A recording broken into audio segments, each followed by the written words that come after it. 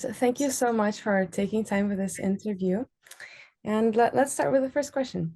So, what is your role at Cargill? And thanks for the opportunity to interview with Vortexa. My role at Cargill is to lead the research and analytics for the shipping business and for the trading and hedging activities of energy commodities, ranging from crude oil, petroleum products to natural gas in Europe. And also in the shipping business, we are covering both dry bulk and tanker markets. And I think in terms of what I do specifically, my team would cover a range of commodities, and then I'm basically also in charge of having a strategic view of the external trends, more sort of structural paradigm shifts that may impact our market or my functional domain, and then combine it with our internal needs and shape up the analytics capabilities at Cargill. What made you decide to take up a career in energy and shipping in the beginning? I started my career in commodities with the ferrous markets, steel and iron ore. Then I moved into shipping, through which I got exposure to power and gas, coal, and petroleum space for the tanker markets, as well as it's relevant for bunkers. But everyone knows energy is the backbone of the global economy, and energy transition is a mega trend that faces us. The opportunity came along at Cargill sometime around end of 2021 when Europe was faced with its first sort of energy crisis, and the opportunity that was there was to build up the energy analytics capability for our trading activities in crude oil petroleum products, as well as for the hedging of our natural gas exposures. And so I took on the opportunity, and I thought that this would help me hone my leadership skills and at the same time deepen my knowledge in the adjacent energy space. So that were the two main drivers of my of why I took up this career in energy alongside shipping. And from your expertise, what are some global trends in shipping that we can anticipate in 2024? Yeah, so I think first of all, we can't really generalize because there are so many different segments in shipping. You have containers, tankers, LNG shipping, dry bulk shipping, and the sectors I'm closer to are obviously dry bulk and tankers. So I think in general, very high level fundamentals wise, I think this year is a bit more reminiscent of 2021. In particular, when I think about the dry bulk market, though maybe not to the same extent in terms of magnitude. What I observe is that there is demand growth, be it dry bulk or tanker markets, and then supply is not growing quite as fast. The other driver I see, which is kind of common to almost all shipping markets, is geopolitics-driven supply disruptions, which are leading to inefficiencies and also ending up supporting, the ton mile demand, which is how we tend to quantify that in the shipping analytics world. And at the same time, we are continuing to see commodity markets being driven or being influenced by these geopolitical forces. I mean, look at what's happening in the Gulf of Aden or what's happening, even in some of the Russian refinery infrastructure space or in the at the ports. And then I think there's the ongoing energy transition related efforts, be it what kind of future fuels are going to be there, or if it's discussion at IMO where there is going to be the MEPC 81 and 82 this year, though I think there is likely little significant actionable development there. So in short, three themes: supported fundamentals, geopolitics adding fuel to the fundamentals, and then you have the IMO regulations discussions that are happening from decarbonization standpoint. And if we look from this big strain that's placed on the market by the geopolitical situation and also the general trend of energy transition, how do you see the energy transition shaping up? What are some general challenges or bottlenecks to it? Sure. So I think one more big driver that I forgot to mention earlier is what Chinese economy will do, and you can see a divergence in sectoral performance within China, and at the same time, the policy direction is looking to continue to support the economy. So I see two opposing forces there, one which could be a tailwind and the other that could be a headwind, depending on how it shakes out. So I think that's one more extra factor which we should consider for this year. And then to your question around how the energy transition is shaping up, I think, first of all, it is slow because by definition, it's a transition, so it'll take time. But what I observe is that there is momentum. So I am seeing new projects, be it green steel in Europe, or be it renewable diesel, biogas in the US, or be it dual fuel ships, which are dominating the new ordering activity in the shipping sector. So I think there is momentum there. Um, I think there are quite a few challenges that it poses, but it depends on the decisions one has to make.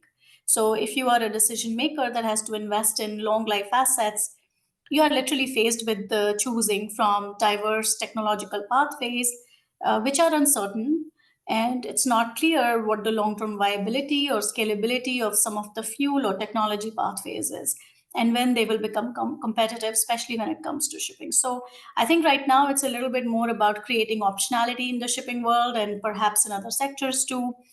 And if you think about the decision makers in the policy space, basically they are faced with trade offs between now and the future when it comes to the three pillars around the energy space right now that are topics of discussion: energy security, affordability, and sustainability. So I think depending on which seat you are in, you are faced with different kind of challenges. And so, from your experience in trading analytics, how do you see technology trends having a play in how the domain of energy and shipping is approached from the research and market side? And that's an interesting question because I started my analytics career more than 15 years ago, and basically, I mean, I've seen evolution of data in a significant way, and I think we cannot undermine that because it's completely revamped the analytics space. There is cheaper and more widely accessible satellite imagery, thermal imaging, AIS data is highly democratized. Data visualization has just gone into a different, sort of space there. A lot more is possible than it used to be when I started my career. We've moved into real time insights, in particular with the pandemic. Social media is a big source of information, and unstructured data capturing is a huge thing. So, those are the two big ones. But then the largest talked about, or the word that is highly used, is AI and machine learning, predictive analytics. And with that comes algorithmic models, which are applied to position taking in some of the traditional commodity markets. And that's also changing the nature of the drivers. And therefore, we have to focus on capturing and leveraging unstructured data, focus more also on our in house data, because public data is highly democratized and reasonably more accessible than used to be. So, with this adaptation and growth of the industry comes growth of the people who are running it, right? And you said that Cargill um, gave you an opportunity to magnify your leadership as well. So, from this point, how do you see diversity playing a role in making a successful team? So I think diversity is multidimensional, but from my own experience, and I started my career in India. I am from India, and I moved several geographies. I lived in the UK.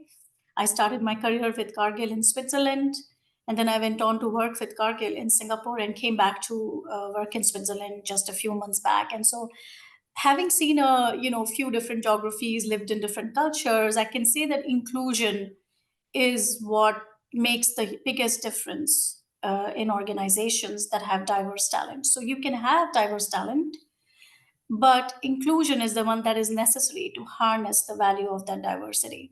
So you can be sort of invited to a dance party, but not be invited to the floor, and that's the difference that inclusion makes in harnessing the power of diversity. And so I think that to me is super crucial for organizations to think about and the leaders to think about when they cast their own leadership shadow in how they are inculcating a culture of inclusion even more so than diversity. And then you have a diverse workforce that is included in the discussion, has a seat at the table. You can get better ideas. You can question, assumptions, old beliefs, identify your blind spots, and you can create a lot more, diverse range of solutions to serve your customers and even open up new markets, thereby expanding your business. So I think the case for diversity is well proven through statistics, and I'm not going to lay those out, but just share these beliefs of my own. That I think that diversity is crucial, but inclusion is even more crucial to harness the power of that diversity. And what advice would you give to someone just starting a career in shipping? So I think when I when I have newer people join, especially people who are fresh out of university, I think what I really like is that people, they just get stuff done. Just get stuff done. There is no small role. There are only small actors. So shine in whatever you are working on, whatever you are tasked with at the start of your career, and work on your self awareness, because hard skills you will build through your experiences, through the work you do, but being self aware and building on your soft skills like emotional intelligence and people skills will matter in the long run. And even when you are kind of reaching a point where you are facing, or your leaders are facing choices of promotion, I think these things do matter. And it obviously depends on your career goals as well. Not everybody wants to keep getting promoted. So I think depending on that, work on your self awareness. And last but not the least, and I think this is nothing new that I'm talking here, but take risks, get out of your comfort zone, and get varied experiences. And in closing, what are some pertinent learnings that you would want someone to take away after listening to this interview? So I think my experience has taught me that there are business cycles, there are ups and downs, but I've always found opportunity in adversity. So stay positive, stay optimistic, even if you are faced with adversity. There's opportunity there. So that's number one. And then, like I said, focus on your soft skills like communication, people skills, emotional intelligence, and then having a growth mindset. So there are people who are know it all, and they feel like they don't need to learn anything ever again, and what they know is the best, and that's it, and everybody should listen to them. But I believe that they are missing out a lot on what are the possibilities that they are ignoring. And I think having that growth mindset and being open to new possibilities and learning new things is super critical. So opportunity in adversity, hard skills, and a growth mindset. That's my main message for the individuals. And then I would want to share a message for leaders, right? Leadership shadow, it's not just a concept. As leaders, we have a tangible influence on organization, and the more senior you are, the more it matters. So let's grab the opportunity and shape a better future for the next generation. Make a healthier, more inclusive culture, or make a difference when it comes to energy transition, for example. So we can have an impact both business wise and leave something better for the future generations.